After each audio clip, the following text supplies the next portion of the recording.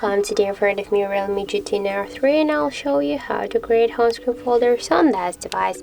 So let's just first select the application, just hold the app and after that drag it to another one. Now we can see here the new created home screen folder in our device screen. By the same way we can add more applications to our device home screen folder.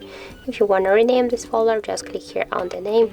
To remove, just in one click the name, click here on the 6 icon and after that just enter the new one. For example, let's enter the apps, tap to OK, and now we can see that our folder successfully renamed.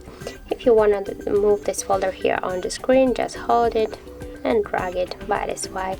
We can also move between the screens this folder, that's also not a problem, and we can create the new screens with this folder. So as you can see, that's so simple. And if you want to remove, for example, the app from the folder, just hold it and drag it here to the home screen if you want to stay with this app here on the home screen.